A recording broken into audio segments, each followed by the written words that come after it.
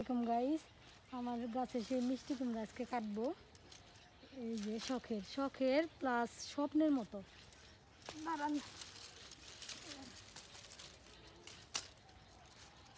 বাবা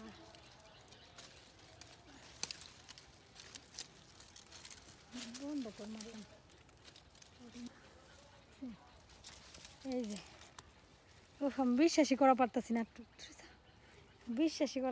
না, কোনোদিন হয় নাই।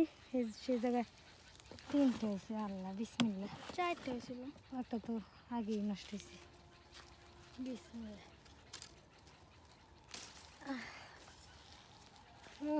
এত ভাগ্যবান আমি, তাও আমি ভাবতেই পারিনি। নিচে রাখি, দাঁড়াও পড়ে যাবো, দাঁড়াও দেখি। বিসমিল্লা।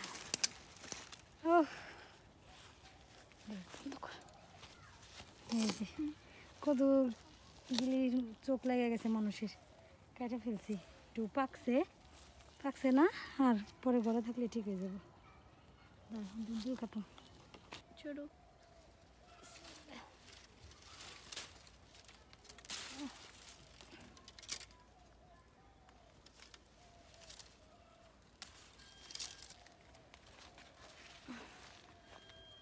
এখানে ছোট। এই যে তিনটা ধুন্দল সের আওয়াজ। অসময় শেষ সময় এত সুন্দর ধুন্দল আসলে হয় না, দেখো তো। হ্যাঁ, এই সময় আসলে এত সুন্দর ধুন্দল হয় না, একদম নতুন গাছের মতো, নতুন গাছের যেমন হয়। দেখো তিনটে আধা কেজির বেশি। হ্যাঁ আচ্ছা, আজকের মতো এই আমাদের সবজি কালেকশন, মানে তুলা।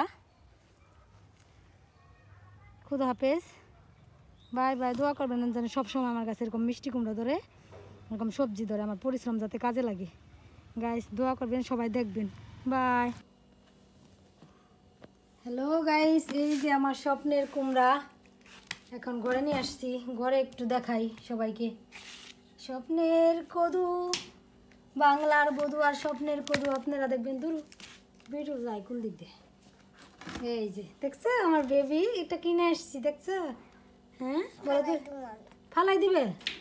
কি করবা? ধরবে। বড়টা কে খাবে বলো? তুমি না তোমার বাবা? তোমার বাবাও কদু, তুমিও কদু। কল্পনা করা যায় মলের গাছে কদু হয়েছে, এ একটা ভাগ্যের বিষয়। সে মলি নিজেও ভাবতে পারে না, কারণ তার জীবনে মিষ্টি কুমড়া আসে না। সে 4টা আসছে, ছোটো একটা আমরা খাইছি, ওটা সিরা পড়ে গেছে। এগুলো কি পাকছে না পচছে তাও জানি না। পাকছে, আমার বাচ্চা বলছে পাকছে। আর 3টা ধুন্দল আছে, ধুন্দলের সিজন শেষ। এই শেষ সময় যে এত সুন্দর, মানে শুরুর সময় মতো সরু ধুন্দল হইব, এটা ভাবা যায় না। একটা ইয়ের বিষয়। এবার নিয়ে আসো বাবা, নিয়ে আসো, আমরা রেখে দেবো। ওইগুলো আপনারা কমেন্ট করে বলবেন যে এই চিংড়ি মাছ না ইলিশ মাছ দেখাবো। আসো, বড়টা নিয়ে আসো।